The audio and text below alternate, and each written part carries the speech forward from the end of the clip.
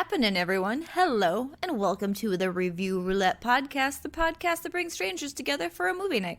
I'm your host, Laura. Join me as I bring two strangers together as we watch and review a randomly selected movie. Now let's spin that wheel and see what movie Lady Luck has picked for us tonight.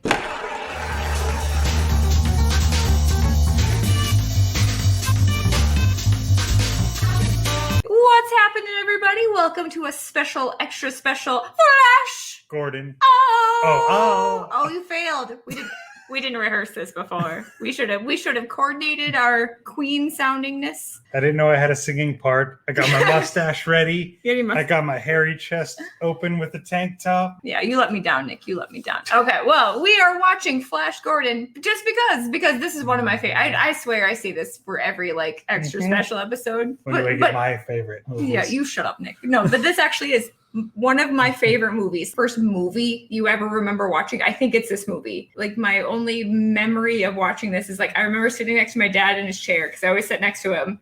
And I remember the Hawkmen scene on the TV in our basement. And it's just I love this movie. I had this movie, I taped this movie off of some movie network, and then I made that tape not work. I bought the tape off of eBay for an obscene amount of money. And then I made it so that tape didn't work. And then I bought the DVD. I made that DVD not work. And then it came out on Blu-ray. And I was I bought two of them on Blu-ray so I could mess one of them up with my obscene love of this weird movie that is Flash. I don't know what it is. And then now there's a 4K cut we do not have yet. No, we have that. We have that? Okay, yeah. never mind. How dare you assume that I don't have the 4K cut of Flash Gordon with the Alex Ross cover and artwork and extra special features. Oh, but yeah, I don't know. There's something about this movie that I fundamentally love. It's just it's a weird fantasy comic. It's just it means so much to me just to see. Yeah, we go to different conventions all the time. I was so nervous meeting Sam Jones, who is Flash Gordon, that I think I was like a child. I walked up, and then I was no, I can't do it yet. I can't do it yet. And we left, and then we walked back, and this lady's oh, are you in the John Cena line? I'm no, I'm here to see Flash Gordon. You don't understand.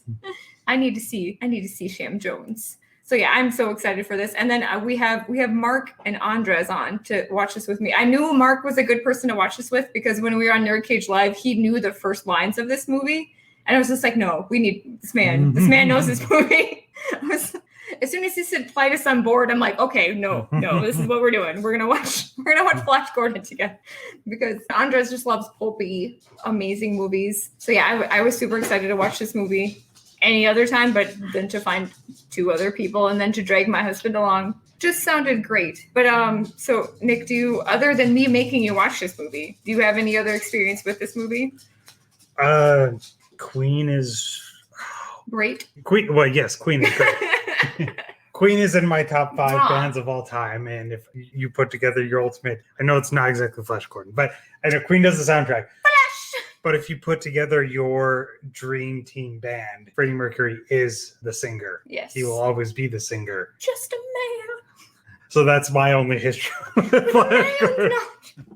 Oh, I'm pretty sure I made you watch this movie when we started dating. I was you need to understand. I had actually not seen it, which is strange because I'm not saying this movie's actually bad. No, this movie's good. It's fun, but I have a thing for... I have a thing for movies like this, so I do generally like this movie. You love the pulpy movies. Yes. But Nick, can you tell us who is in Flash Gordon and what Flash Gordon is about? All right, so we'll go through an extra amount of characters today because Flash Gordon is because for some reason Brian Blessed is fifth billed on this movie, which is sad. So Flash Gordon came out in 1980, and the premise is a football player and his friends travel to the planet Mongo and find themselves fighting the tyranny of Ming the Merciless to save Earth.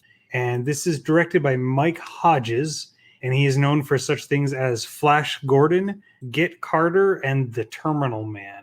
Oh. And then this stars Sam Jones, who plays Flash Gordon. He is known for such things, of course, as Flash Gordon, Code Red, and Ted, which is a great scene. And Ted too. Yes, he is in both. Yes. Which one is the Coke scene? First one? I don't remember. It's the first one. Melody Anderson, who plays Dale Arden, who's known for Flash Gordon, Speed Zone, and Dead and Buried. And then Max von Sydow, I can never say his name correctly. R.I.P. Yes, R.I.P. plays Emperor Ming, who's known for Flash Gordon, Minority Report. actually forgot he was in Minority Report. And the Seventh Seal. I'm glad they didn't put that random appearance that he had in Star Wars. In episode 7, where it's like he's got a major part. He's got to know something, and then he died right after. And I was just like, why? And then Topol, who plays Dr. Hans Zarkov. Fiddler on the Roof. It's Fiddler on the Roof, Flash Gordon, and For Your Eyes Only. And then you've got Ornella Muti. I can't say her name right. Who is Princess Aura. And she is known for Flash Gordon, The Most Beautiful Wife, and First Love. She's gorgeous. She is gorgeous. And then Brian Blessed. I was going to Timothy Dalton first. Oh, I'm sorry. I'm so excited for Brian Blessed. I love Brian Blessed so much. Timothy Dalton, who is known for as Bond, of course. You say, of course. Nick forgot that he was James Bond until today. But I only remember him as Flash Gordon and the guy in Hot Fuzz. The guy in Hot Fuzz. Because he's the guy who everyone thinks is the villain the whole time.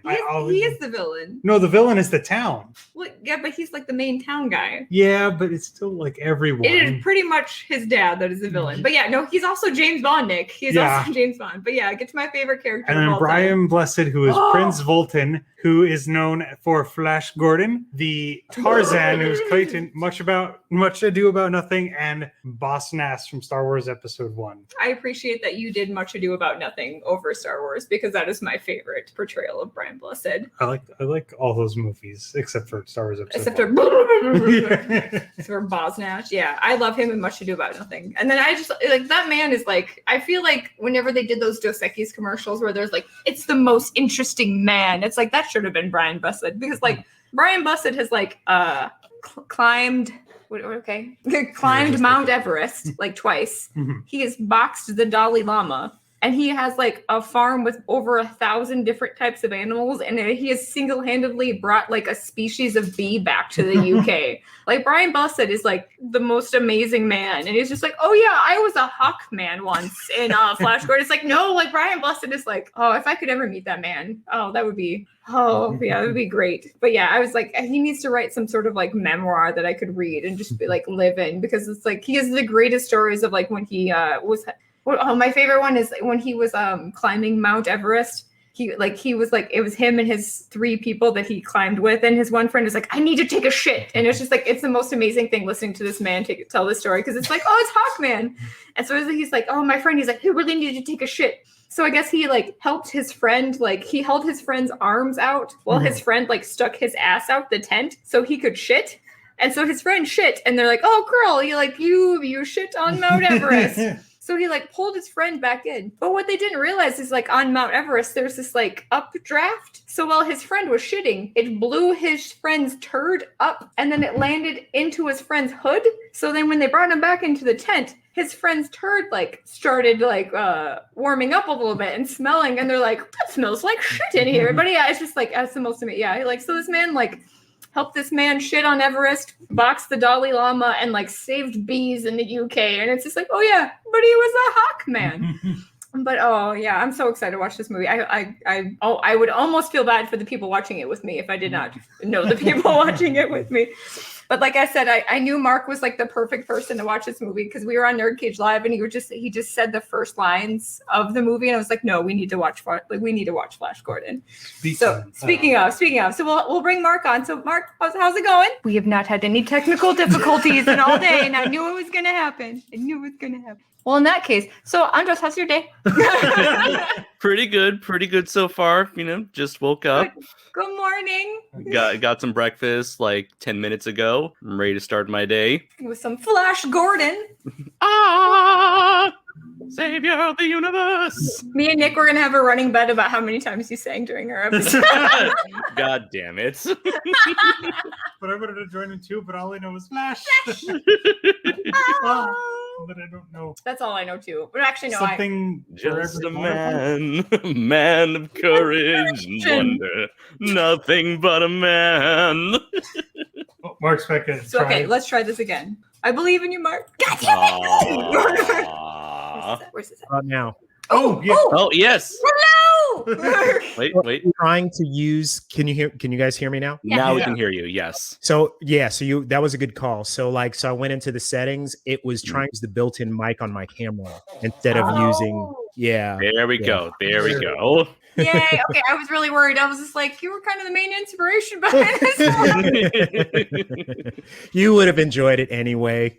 I do love to be. But yeah, that was like what I was saying before when we had technical difficulties, like when we were on like that NerdCageLIVE episode, I was just like, he knew like the first like lines. I was like, no, this man needs to come on and we need to watch Flash. I know the whole movie. Like I saw this when I was 9 years old when it came out.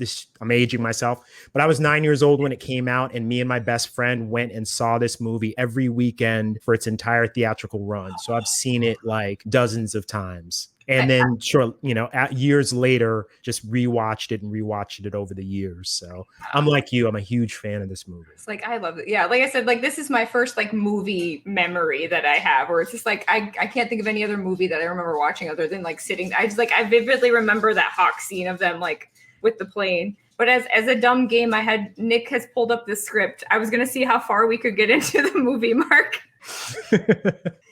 We could what is it, I forgot what they called it in Ready Player One, where they like reenact the movies. Do you remember, Andres? Like in the I know what you're talking about, but I'm completely blanking out here. It was just like where they would like reenact the movie. So I had Nick pull up. Are you ready? Are you ready? Oh, I thought you guys were going to go along with the movie. So you have to, I'll let Mark go. I'll let Mark go first because that was the whole inspiration for this episode. So Mark, you go as long as you remember of the movie lines, and then Nick will tell you if you're right or not. It's been a while since I've seen it, so I don't know I don't know all the lines exactly, but it starts with like, Clytus, I'm bored. What plaything do you offer me today? And then it's something about like he shows him he's like a remote planet in the whatever section. It's the SK system. The SK system. The inhabitants refer to it as Earth. It's just like dun dun dun dun dun dun dun. How peaceful it looks. Will you destroy this Earth? Oh, like the interludes, earthquake. Yeah. Hot hail, which I didn't know what hot hail was until this movie.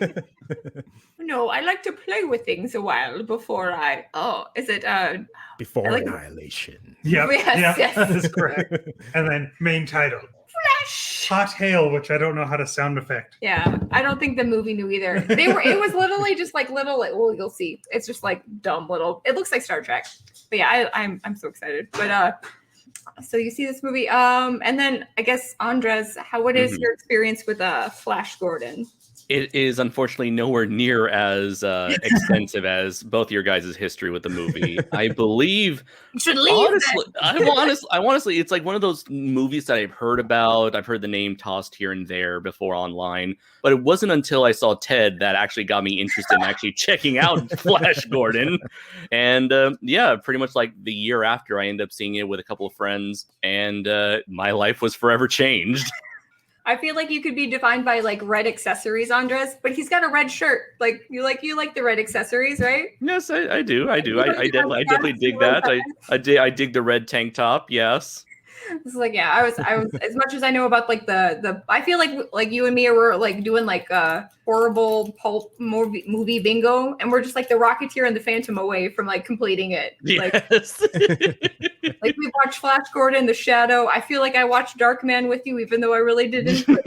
I was at least there in spirit. Yeah, you were there in spirit. So I was like, I felt like that's why I wanted to bring you on, because I'm like, this movie is so great, and it's just like the great pulpy of I don't know. It's just like this movie cannot be made today. And if it was not for this movie, it would not your most favorite movie of all time would not be made. You're like, no, I like Star Wars. Yeah, no, if it wasn't for this movie, Star Wars wouldn't be made. But yeah, I always like George Lucas really wanted to make Flash Gordon. Right. Yes. Yeah. Because he grew up on OG Flash Gordon, and wanted to essentially do his take on that. When they said no, he was like, fine, I'll just make my own space opera fantasy movie with blackjack and hookers. Yeah. I'm glad that they told him no, because I love this movie. So it was Flash Gordon and Buck Rogers, right? I always want to say Duck Dodgers. Yes. Yeah. Buck Rogers, yeah. Right, Buck Rogers. There's essentially like the whole what is it? It's like Buck Rogers, Doc Savage, The Shadow, The Phantom, Flash Gordon. They're all this like pulpy Avengers before we had Avengers. Mhm. But this movie. I was gonna send you guys the link, but essentially it was very good that we're having this because they're auctioning off the costumes for this movie. Oh shit! Wow. This month. So if you want to own the sword, the t-shirt, the sword, the t-shirt, or the jacket that he wears, they're up for auction, and they're like the sword is estimated to go for about $5,000. The shirt is estimated to go about for $3,000 because there's 3 of them. And then they have the Ming Empire jacket, which is like the red shoulder one. Mm-hmm. Yeah, that's estimated to go for like $3,000. So if either of you are totally wanting some Flash Gordon costumes, I want the Hawkman outfit. Like, is that up for auction? No, I did not see that. Oh, I'm sure Brian Blessed stole that. Like, oh, that man. Like this. Like that was another thing. Like I love this movie so much that I was like, I love Queen because of this movie. I love Brian Blessed. Timothy Dalton is my favorite Bond because of this movie. Mm-hmm. I met Sam Jones because of this movie. And like I said, it was like the weirdest fangirl moment I've ever had in my life. Where I'm like, I can't talk to him. Like I'm so scared.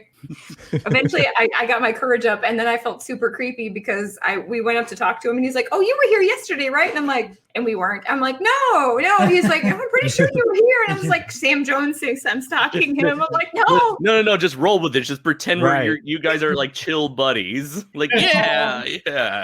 Yeah, and it reminded me of the weird fact that like you watch this movie and you see him, but like apparently he was so just like upset with the way the movie was going, he had left the production. Mm-hmm. So somebody else voiced his lines over. So we're talking to him, and I'm just like, "That's not Flash Gordon." Like, like that deep raspy voice. Hey, how's it going? It's just like he just talks so low, and it's so funny because like whenever you go to conventions, there's always those people where it's just like they have to do something to keep up the energy, and his thing was just like, "Yeah," he would just say that like when we were taking pictures, like, "Yeah," we're like, "Oh, okay." He's like, "Oh yeah," I was just like, "You're not Macho Man, like tone it down."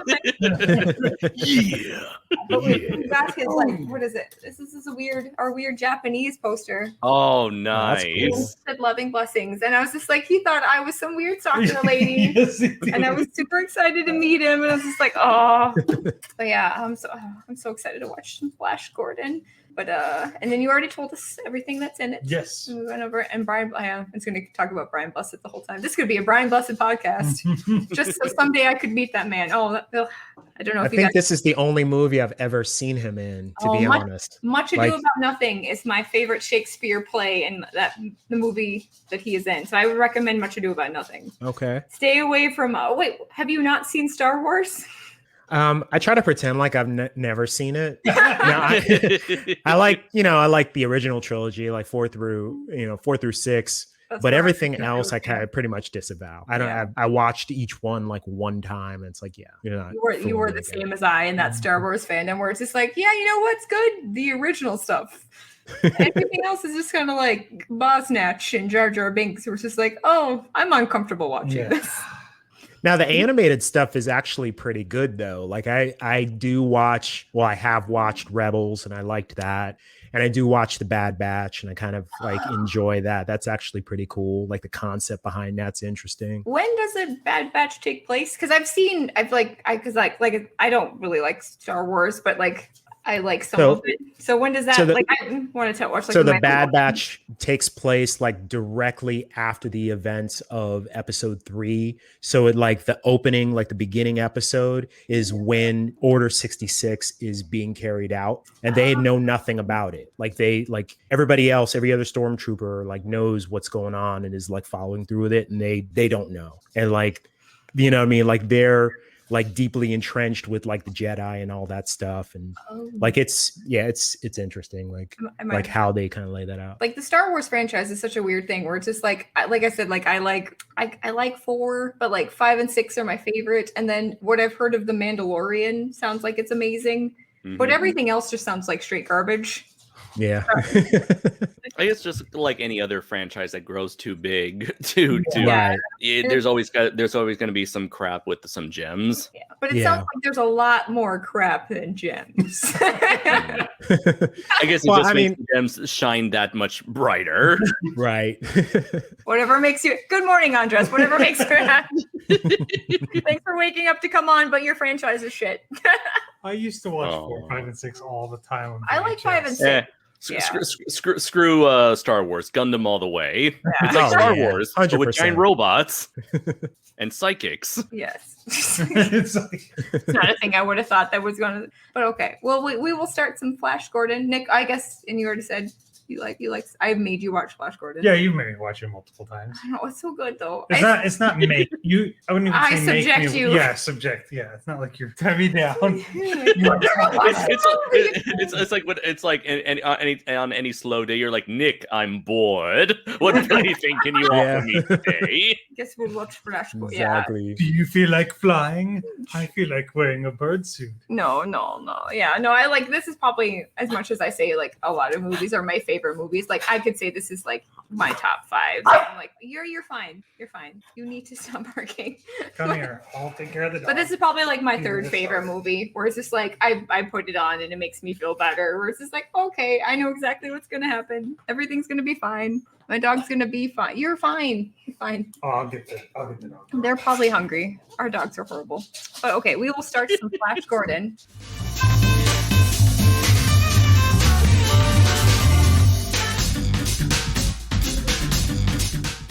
Okay, we're just going to go watch the movie now, and we'll be right back here for our review in part 2 in just a second. But just so you don't feel left out, here are some choice clips from us watching the movie. I'm not going up in that. I just helped you build. Like put us together. Well, you better This try. wasn't in my contract. Doesn't even work. I love that it just crashes through the sea. Like there's no like hatch that opens or anything. It's just You don't need that. it's like I'm not coming back anyway. I also love watching this, knowing that like Brian made like the guy from Queen was like I think he's an astrophysicist or he has like a physics degree, and the whole time he's probably just like playing guitar, like this isn't how it happens. Yeah, there's no way. Well, like if I was a scientist, I would be like so bothered by like every aspect of this scene in particular, and I'd just be like, if I was Brian May, it was like, That's not how you science. what? There's water leaking from her eyes. They are called tears. Is that the one with Ice-T, where Ice-T was a leprechaun, or was that a different? No, Different that's a different movie. I It's like believe. Leprechaun 4 or something. The Hood. The Hood or Back Yeah. to the Hood. I Yeah. feel like I died on the inside just saying that. Which I think is Hey, it's spelled that way, isn't it? yeah, it is. They force everybody to say it. I think that's that's the 5th Leprechaun movie, and then the 6th one is when he goes to space. Yes, Oh, because everybody goes to space. Eventually. I can't believe you just put Clockwork Orange and Street Fighter in the same thing. I don't know why, but like the newest Mortal Kombat movie, that was the thing that made me the most mad. Whereas it's like, why do they have this 1950s force field machine? Like, why is Raiden doing that? Like, oh, I was more confused at everything else other than like I am relating more to this like psychopathic Kano character, and then this is my favorite character this whole entire. Yeah, he did his best to save the movie. He almost did it. Almost. That man broke his back carrying that movie. And it's like, He did. Well, that and like every 10 seconds, you're like, this is the simplest plot to make a first movie. yeah. There's a tournament. Yeah. And that's all you need to do. I laughed so hard because when we were editing our episode when we watched Mortal Kombat, I'm like, hey, wouldn't it be funny if they don't even do the tournament? And all of you guys were like, no, they'll do the tournament. I'm like, hey, wouldn't it be funny if they just didn't do it? Like, no, there's got to be a tournament. It's Mortal Kombat. I'm like, ha ha. They're- Oh, this movie feels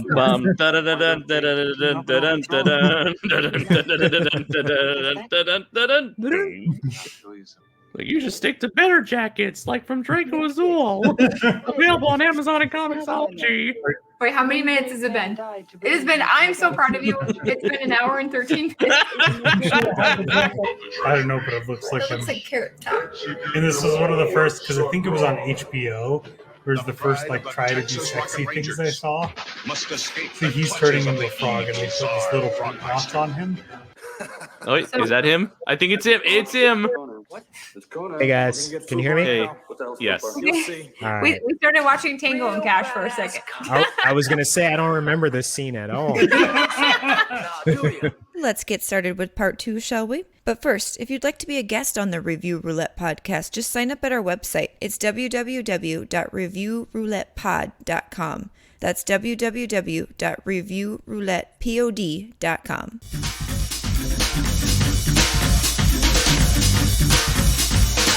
The end? Question mark? Oh man. We all I think we almost like never have endings like that where it's like question mark.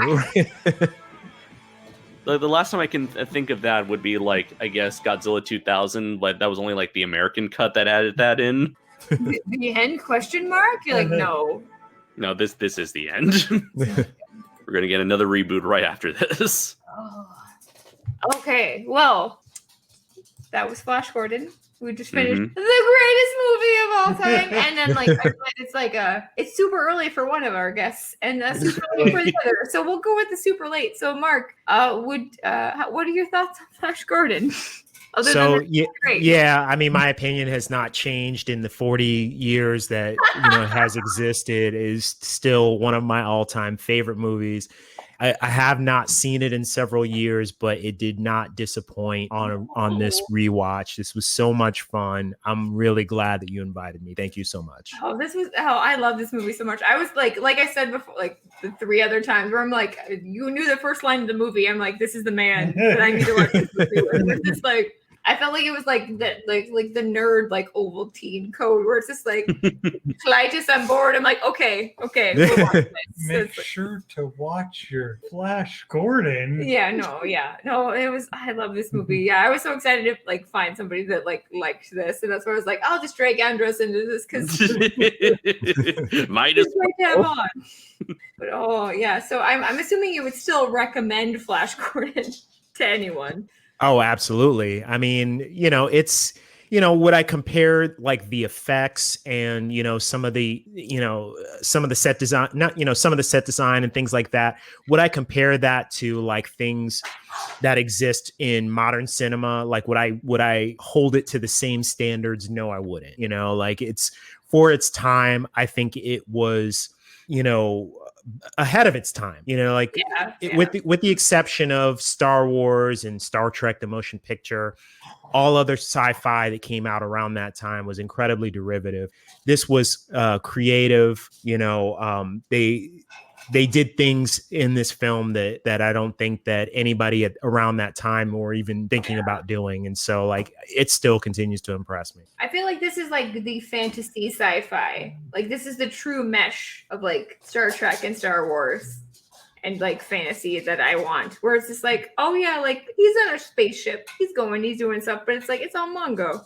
Right. Like it's that level of like disbelief that I need in a movie where it's just like I don't need much in a movie. I just need to be like, oh yeah, like I flew on a ship and I'm in a different place. Like that's all I need. And be like, oh yeah, I'm here.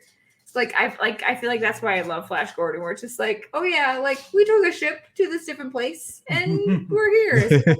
Like I don't need to be like, oh, like I don't need what's the Matthew McConaughey movie with Interstellar. Oh, yeah, Interstellar. Interstellar level of like, oh, it's this. It's like, no, you're on a rocket ship and then you're somewhere else. Like that's all I need, and then I'm there for the ride. But yeah, I love this. I love this movie so much. Like I love the music and like you said, it is very like it's weird to watch this and be like, oh, this was ahead of, like, you don't, like, people who watch this now wouldn't understand like how ahead of the time it was, where it's just like the set and the theme and even like I said, I love the costumes of this movie, but that's just me because I'm a costume fiend. But it's just like this movie is just like a delight. Like it is something you can just like dip into and just be like, I love every aspect of every part of this movie. I agree.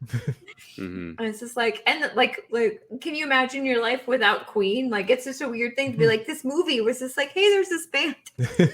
Like, do you want another one bites the dust and like Bohemian Rhapsody in your life? Here's Queen. Like, they'll bring it into you. It's just like, it's just a weird movie that happened, or it's just like, oh yeah, this is great. It is a weird movie, but it's a movie that embraces the fact that it is weird. It is proud of its weirdness. It wears it on its sleeve, on its chest, on its face, everything. Everywhere. It's just like, it is what it is, and it lets you know right from the get-go. And if you're not on board, then there's the door. Yeah. Which I would say things like costuming and stuff, because you think of like movies 10 to 15 years later, movies like X-Men, stuff like that. That's 20 years later, where they're like, oh, well, we have to cover up what we Yeah.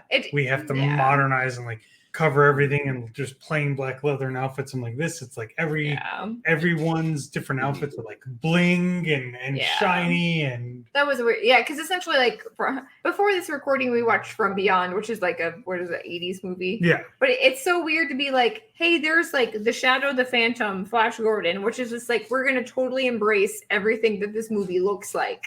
And then they move on to like X-Men, which I believe is like probably the next iteration of like superhero movies, where it's like, no, it needs to be like motorcycle, black leather, and tactical. Where it's just like, no, I want Flash Gordon to look exactly like Flash Gordon. But that's kind of become what like the Falcon has become, like Falcon Winter Soldier. The Falcon's cap looks like the Kalmuk, or it's just like, oh yeah, like we can have that. We can have like people. Oh my god, people want that. It's like, no, we have wanted that this entire time. We have wanted people to look like the thing in our brain that they look like. It's like, no, I don't need Hugh Jackman to look like he's gonna go in a biker gang. Like I want him in a blue leotard. So that's just like. That's why I love these like pulpy noir movies, because it's like, this is what we look like. Like the Shadow, he's got the red scarf, he's got the hat, he's got the cloak, and then like the Phantom, he's got the nose. Yeah, he's got the nose, and then like this is what they look like. This is what you think they look like, and it's just like that's why I love Flash, because it's like this is what like I know Andres didn't really see like the old, like I was playing like some of the classic ones before, but it's like he looks like the classic ones, where it's just like, that's what I want. I want the thing, I want my nostalgia to look how it was. I don't need it to be like, oh, I can relate because that's a black I don't know if that's how you guys would want it, but it's just like that's why I love Flash Gordon, because it's just like that looks exactly chef's kiss how I like it. But absolutely. You also like you guys have been mentioning about how we didn't really get this sort of like fantastical aesthetic for a good long while when it came to adaptations of these fictional characters. And it wasn't until like, I would say like a lot of the MCU owes a lot to stuff like Flash Gordon and even the Christopher Reeve Superman movies. In fact, I would say like the closest thing we have ever gotten to like the spirit of Flash Gordon would arguably be Thor Ragnarok. I feel like that was a movie that in a way pays a lot of homage, at least stylistically, into the spirit of the 80s Flash Gordon film. And for that time, I feel like, up until recently, we haven't had anything like Flash Gordon. Flash Gordon was something that could only have been made in that wonderful period of 80s cinema where everybody was, I feel like where cinema was at its like peak in terms of creativity, imagination, design, freedom. Whether it was like Back to the Future or Ghostbusters or Star Wars. I know Star Wars started in 77, but it kind of flourished in the 80s. And Flash Gordon was, I would consider to be like among that beautiful era that we call the 80s, where pretty much nothing was off the table. And while it was not as successable as I'm sure Dilo De Laurentiis wanted it to be, because obviously they were setting up for a sequel that unfortunately never came to be. I am glad that this movie has since gone on to become a cult classic for future generations to enjoy and appreciate, for those who enjoy this particular style of filmmaking. Yeah, well said. Yeah, because it's such a weird thing, because it's like, I feel like when you see I feel like that 80s stuff is like, oh, it's nostalgia. It's like, no, that was the time that like a lot of us hang on to, being like, oh, you could do whatever you wanted there. It was like a go ahead, sorry. No, I was just saying, like, it was like free, and now it's just like, well, I feel like even the Marvel stuff, like, because we were talking about like the Cap Winter Soldier, where it's just like everything is very like formulaic, where it's just like, oh, I need to do this and this and this. That's just like, well, Flash didn't need to do any of that. And I enjoy like and I didn't mean to cut you off. No, I was just gonna be like, and then no, well, like what I was gonna say is that I think that's where it kind of stands apart for films of its time. I mean, this being in effect a comic book movie, very much like films at that time, very much like if they were comic book influenced or cartoon influenced, right away the idea was you have to make this for kids. You have to make this like family friendly, mute everything, like basically like tone everything down, make sure that there's nothing too risque. This goes completely in the opposite direction. It's clear that they were attempting to make something that adults would enjoy. They really didn't mean for a kid like myself to watch it and enjoy it. But that says a lot that you did though. Like, right. I feel like that's a weird thing with like a lot of the Marvel and DC, but like, oh, we need to pander to children. It's like, no, like, children aren't just like, oh yeah. It's like, no, like I feel like children are all dumb, where it's just like, I feel like I didn't find this when it came out, but I think I found this when I was about the same age as you, where it's just like, oh, this is an interesting thing. I enjoy what's going on. I don't quite understand it, but I enjoy watching it. And then when you watch it when you're older, you're like, oh, this is a really good thing. But it's just like, I could still enjoy it then and now. As opposed to like, if they were to like straight up pander to children, where it's just like, oh yeah, this is a kid's thing. Yeah. I'm good. Like, I don't want to watch it when I'm older, where it's just like, Flash Gordon just like transcends. Like, it's not like overly risque, where it's just like it's not like what we watched From Beyond, where it's just like tits out. It's just like, it's not like that. It's just like, it's something you could watch and be like, I don't quite understand everything going on. It's got a decent amount of class to it all. Yes. Yeah. On top of that, go ahead. No, yeah, I was just the same thing. Class. Andres. Also, one last thing I wanted to bring up was that it's got this like perfect amount of camp, cheese, and melodrama, where in some ways it doesn't take itself super serious, but it also takes itself seriously enough for you to feel invested and give a shit with what's going on, with what's happening on screen. So it's kind of like in the same way to like say how I would enjoy something like Dragon Ball, where it can be ludicrous, over the top, silly, but at the same time, it's like it's a really damn good, compelling story that you enjoy from beginning to end. Because it's like, I realize you're only like 3 years younger than I am, but like I feel like instead of Dragon Ball, I'm like, oh, this kind of reminds me of like Princess Bride, where it's just like a lot of the stuff that happening is being like, oh, we're gonna take what's seriously serious, and it's like, oh, there's jokes too, where it's just like, oh, that's kind of like I really compared this movie to Princess Bride, where it's just like, oh yeah, there's like rodents of it, like whenever there's like that scene where like they're in Arborea. It just reminds me of the rodents of unusual size from Princess Bride, where I'm just like, oh, this seems like the same scene. Where it's just like this whole, like, I feel like the tone of the 80s movies is just something that is gone and not understood anymore. And then they're trying to harken back to that with everything, where they're like, oh, it's the 80s. It's like, you don't quite understand what that was. Right. They lean too far in the camp, where it's like they don't take anything. There's no amount of seriousness whatsoever. And it's like, okay, no, that's like for something like Kung Fury that is intentionally a comedic parody, that's fine. But when you try to go the Kung Fury route with everything, it's like, no, now that you're going too far, you lose the innocence, you lose the earnestness of the spirit of 80s entertainment. I feel like a lot of people feel like 80s entertainment didn't have any risks in it, and they're like, oh yeah, everybody like magically, like, it's the Goonies and it's fine. It's like, no, it's like a lot of those people tried. Yeah, it's like a lot of those 80s, like this movie, I'm like, when he's climbing out of the pit, I'm like, oh, is he gonna make it out? Or like Princess Bride, I'm like, oh, are they gonna make it out of the woods? Or is this like they're just like legit, like, oh, I don't even know what's gonna happen. We're just like, they made it. It's there's like, stakes, there's tension involved. Right. It's like I was emotionally invested in all of these things, and it's just like I feel like they don't understand emotional investment, and we're like, oh yeah, camp. You like the camp part? It's like, no, I liked that, but I liked the whole like, oh, I don't know if these people are gonna make it. I don't know what's gonna happen. It's like, no, camp. It's like, yeah, I guess I liked the camp. Let me put my tent up and live in the life that I live, apparently. Yeah. So it's like, but would you guys recommend Flash Gordon to the random viewer or listener? Oh, hell yeah. I absolutely give it a thumbs up. Like I give it a flash. Oh. Is there anything in this vein of this type of movie that you would recommend to other people if they like wanted to watch other than Big O? You can't do Big O, Andres. Damn it! I previously mentioned before, Thor Ragnarok, I feel like is like the best modern day, I guess, interpretation of that style of movie making. And so if you ever wanted to check out a modern movie of that ilk, I would say definitely check out Thor Ragnarok. That's the only one that comes to mind off the top of my head. I suppose Star Wars, if you haven't heard about this little obscure franchise from the 70s and 80s.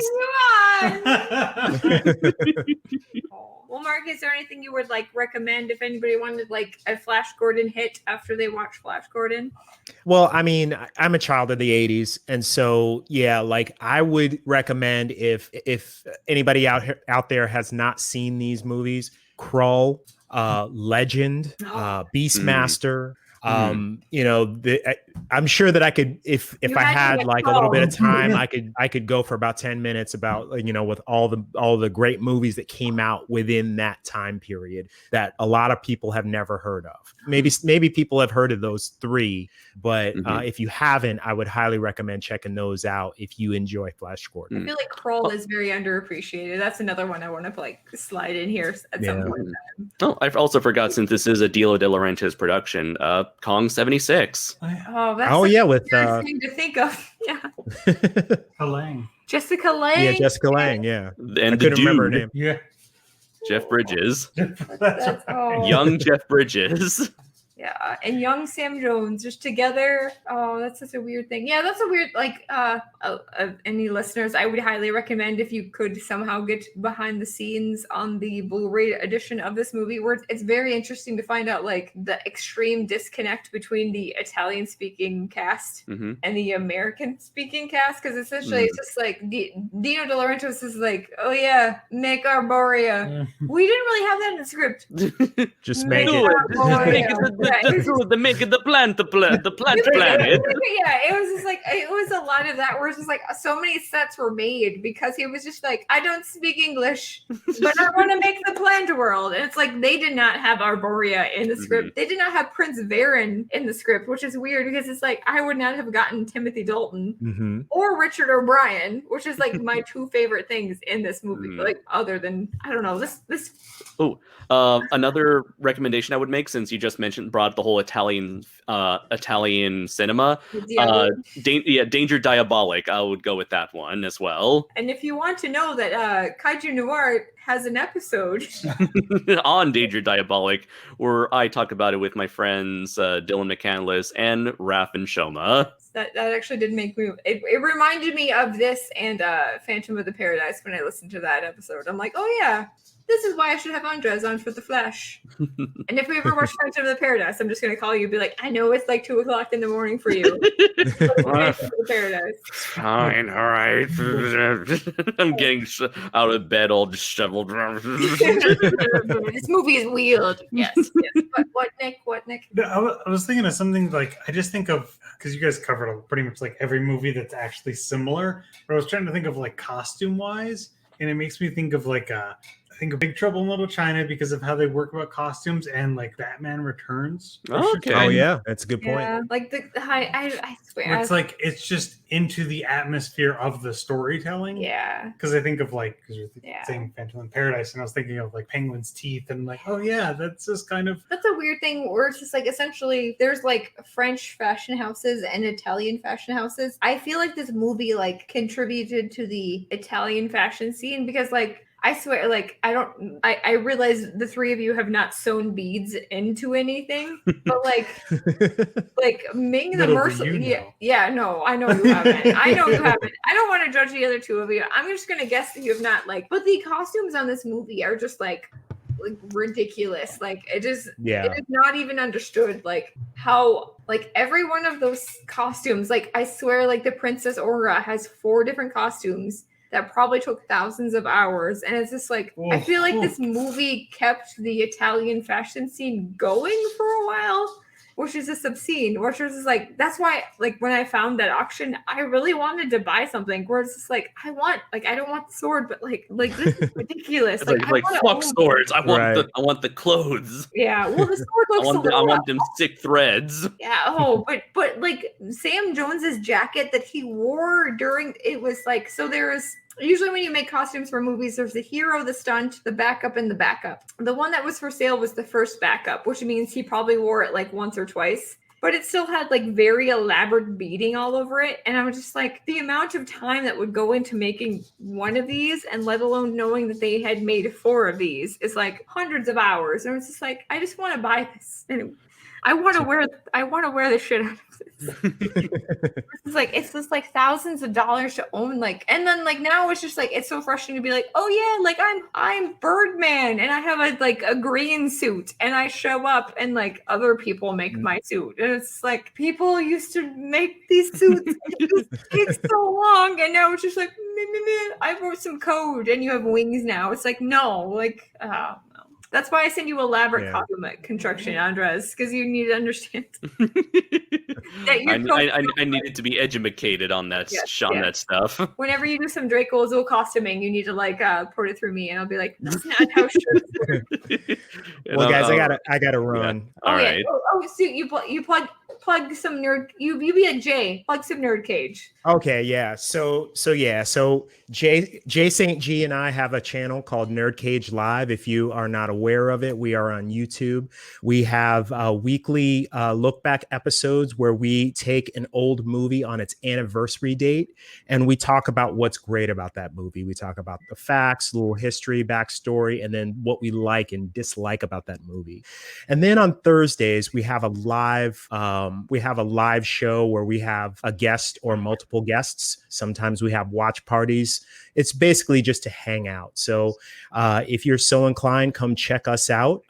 This week, actually tomorrow, we're going to be dropping a new episode. It's going to be the 25th anniversary of The Rock. And so we're going to be talking about Nicolas Cage, Sean Connery, Michael Biehn, everybody that was in that movie, Ed Harris, and all the great things about that movie, despite it being a Michael Bay film. Not a big fan. So come check us out. Great. Well, thank you so much. Hopefully you had fun on your first debut. Yeah. Thank you again. This was a blast. I really enjoyed it, and I hope that you'll invite me back sometime. Oh, definitely. Yes. Thank you for coming. Yeah, thank you so much for coming. We'll have to invite you back on. We'll have you on for a regular episode, and you won't. Sadly, you won't get to watch the awesomest that is Flash. It's like we peak with Flash. It's all downhill from here. I'm telling you, guys. The second you said Clytus, I'm bored. I'm just like, this is the man that we need to watch. This is. But thank you so much for coming. It was a blast. I'll let you go to bed because I know you're on the East Coast. All right. You guys take care. Right, take care. Great meeting you. So, Andres, did you like I almost said The Shadow. Did you like The Shadow? I like The Shadow. When are we going to watch The Phantom? Because I told you, we're going to watch The Phantom. You should get his plug and stuff in now, then you can make it easy for editing. I probably have his plug somewhere else. I can probably just put it in. But then you can cut me off like you did in the last episode. I did? Yes, I was listening to the last episode, and I was about to give my outro, and I got cut off. I'm like, what the fuck? Why you do this, Laura? Because it's 4 hours of recording. I was like, how could you? Okay, Ultimate friend betrayal. You've been on what do you mean betrayal? I've done so much for you, No, that one mistake just like neutralizes all the goodwill that you have built up. Make you feel bad right now. I'm joking, right? I'm joking. Okay, KaijuNoir, tell us your shit. Okay, so you can find me over on the KaijuNoir YouTube channel. Recently, I did a collaboration with Titan Goji doing a full-on crash course retrospective on Mazinger Z, which you can check out on Titan Goji's channel. Currently on my channel, I have an ongoing series called Fully Indoors, where my friend Dylan McCandless and I just recommend movies to each other that neither of us have seen. The recent episode we just put out as of now focuses on the movie Birdman, or The Unexpected Virtue of Ignorance, with our next episode going to focus on the movie Clue. And wait, you haven't seen Clue, or he hasn't seen Clue? I haven't seen Clue. He has. No! The whole point of the movies, the whole point of the show is to recommend shit we haven't seen. The other hasn't seen. I'm so disappointed in you. I thought you would recommend Clue to Dylan. No, unfortunately not. No, Birdman was my pick. Clue is his pick. Oh, I'm disappointed in you, sir. And then the following episode, we'll be bringing on Titan Goji, who will be recommending the Mamoru Oshii film, The Red Spectacles. So neither Dylan and I have seen that. So this is going to be, this is what Davis picked for us to check out and review eventually. You can also follow me on Instagram, where I also post art regarding stuff around my YouTube channel, as well as my comic book stuff. Speaking of my comic, as if you guys haven't heard already, I happen to have a giant robot indie comic called Primal Warrior Draco Azul, which you can find on Amazon Kindle Comixology in physical and digital formats. You can follow the Primal Warrior Draco Azul Facebook page for all the latest updates concerning the anything Draco Azul related. I would also like to make the big announcement that I will get started on production for Primal Warrior Draco Azul issue 3 starting this month. So please look forward to that. It should hopefully be done somewhere around December, if not a little bit later after that. So yeah, look forward to all of that. And also be sure to check out my novel anthology, novel-length anthology, Primal Warrior Draco Azul Full Metal Chronicles, as well as my next upcoming book, Draco Azul Soulless Blood. And one last announcement I would like to make is that I will be having another collaboration with Matthew Denian, the author of the Atomic Rex series, as he and I will be doing a crossover with Atomic Rex 5, Ballad of Bravura. Bravura being another giant robot project I've been working on, which is also a bonus short story I included in my Draco Azul anthology.